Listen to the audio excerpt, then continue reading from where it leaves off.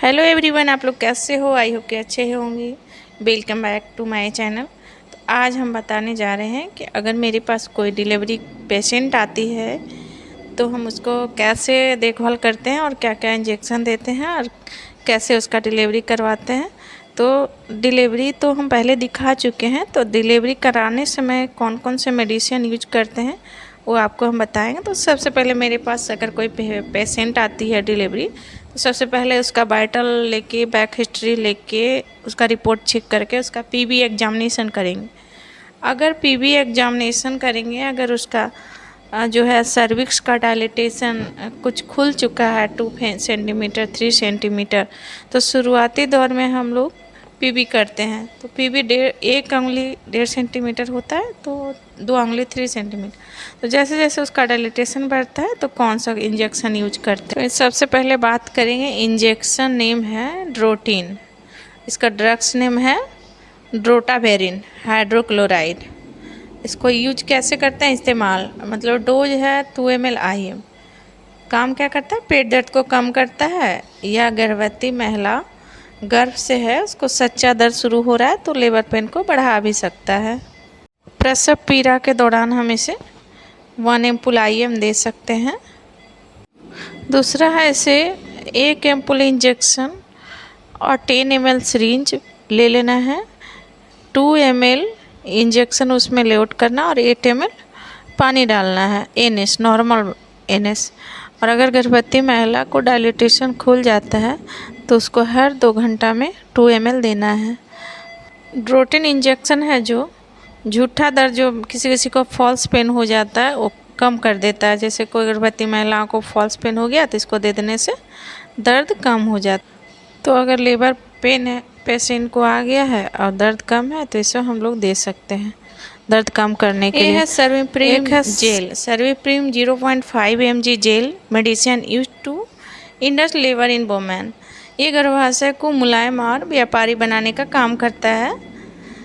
गर्भाशय का निचला सिरा और शिशु को, ये गर्भाशय को मुलायम और व्यापारी बनाने का काम करता है। गर्भाशय का निचला सिरा और शिशु को सर्विप्रिम जेल डाला जाता है। सर्विप्रिम जेल जो है ना, ये डॉक्टर के देख रेख में लगाया जाता है, बिना डॉक्टर के एडवाइस का ही नहीं लगाना चाहिए क्योंकि कभी कभार साइड इफ़ेक्ट भी हो जाता है। इससे हम लोग 24 घंटा में 3 बार यूज करते हैं। अगर किसी भी पेशेंट को डायलिटेशन नहीं बढ़ रहा है और वो चाह रही है कि हम नॉर्मल डिलीवरी करवाएंगे, तो वो ये जेल लगवा सकती है। तो ये जेल लगाने में है कि एक बार दिए तो 8 घंटा बाद फिर से लगाना है, 8 घंटा बाद फिर से लगाना, मतलब 24 घंटा में 3 बार लगाना है। इसका इस्तेमाल लेबर स्टेज के दौरान ही किया जाता है। तो ये क्या होता है कि सर्विक्स को मुलायम बनाता है और डायलिटेशन करने में मदद करता है। अगर डायलिटेशन नहीं हो रहा है तो नहीं देना है, और ये डॉक्टर के देखरेख में ही लगता है। इसको हम लोग सर्विप्रिम जेल कहते हैं, और ये कहीं भी मार्केट में भी मिल जाता है। तो ये जेल लगवाने से नॉर्मल डिलीवरी में मदद मिल सकता है। तो देखिए, ये है इंजेक्शन इपिडोसिन। इंजेक्शन नेम है इपिडोसिन, ड्रग्स नेम है बेथामेट ब्रोमाइड।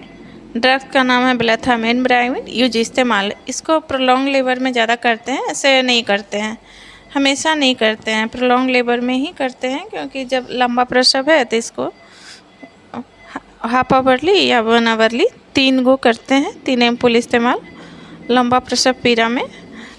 इससे क्या होता है कि सर्विक्स का मुंह खुलने में थोड़ा मदद करता है। लेकिन ये सब जो इंजेक्शन है डॉक्टर के एडवाइस से ही लगाना है, ऐसे नहीं लगाना है बिना डॉक्टर का एडवाइस का।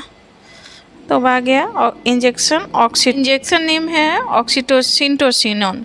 ड्रग्स नेम, दवाओं का नाम है ऑक्सीटोसिन। यूज इस्तेमाल, इसका काम क्या है, गर्भाशय को सिकुड़ने या ब्लीडिंग रक्त बहाव को नियंत्रित करने का। ऑक्सीटोसिन का दूसरा नाम है पिटोसिन। तो इसको हम लोग डिलीवरी के बाद यूट्रस को कॉन्ट्रैक्ट करने के लिए देते हैं। जब डिलीवरी हो गया तो 2 एम्पुल IM 10 यूनिट IM देते हैं, या ऑपरेशन से बच्चा होता है तो 20 यूनिट IM ऑक्सीटोसिन इंजेक्शन पड़ता है। ये क्या होता है कि यूट्रस को कॉन्ट्रैक्ट करता है और ब्लीडिंग होने से बचाता है। तो ऑक्सीटोसिन इंजेक्शन डिलीवरी के तुरंत बाद दिया जाता है। अब हम आते हैं मेथार्जिन इंजेक्शन। यह इंजेक्शन मेथार्जिन है। मेथार्जिन का इस्तेमाल बच्चे के जन्म के बाद रक्तस्राव पर कम करता है और नियंत्रित करता है और ज़्यादा ब्लीडिंग होने से बचाता है। ये जन्म के बाद भी दे सकते हैं या गर्भपात अबॉर्शन के बाद भी मेथार्जिन देते हैं। तो मेथार्जिन जन्म से बेबी जन्म के बाद जो ब्लीडिंग होता है उसको कंट्रोल करता है और यूट्रस को कॉन्ट्रैक्ट करने में मदद करता है। तो अगर ऑक्सीटोसिन दिए उसका यूट्रस कॉन्ट्रैक्ट नहीं हो रहा है तो मेथार्जिन दे सकते हैं, लेकिन डॉक्टर से कंसल्ट ज़रूर करना है। मेथार्जिन का टैबलेट भी मार्केट में आता है, तो नॉर्मल डिलीवरी के बाद मेथार्जिन का टैबलेट खा सकते हैं सुबह शाम एक गोली करके। ऐसे तो हम लोग डिलीवरी करवाते हैं तो बहुत कम ही मेथार्जिन का टैबलेट यूज करते हैं। इंजेक्शन भी बहुत कम यूज करते हैं, कभी कभार ही यूज करते हैं। जो भी है इंजेक्शन डॉक्टर के आदेशानुसार यूज करना है, अपने मन से ज़्यादा कुछ इंजेक्शन नहीं करना है यूज। मेथार्जिन टैबलेट भी अगर डॉक्टर का एडवाइस है तो खा सकती है, वैसे नहीं खा सकती है।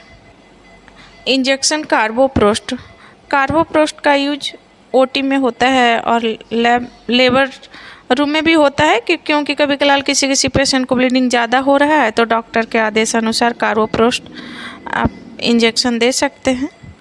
कार्बोप्रोस्ट 125 का आता है, इसको IM यूज करना है, सिर्फ और सिर्फ IM पड़ता है ये, और यूज ऑनली एक बार ही पड़ता है, ज़्यादा नहीं पड़ता है कार्बोप्रोस्ट।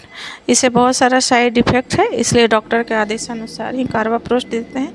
ज़्यादा इंजेक्शन हम लोग यूज नहीं करते हैं, तो आप लोग को बता देते हैं कि ड्रोटिन इंजेक्शन ही ज़्यादा करते हैं और इनाफोर्टन का टैबलेट।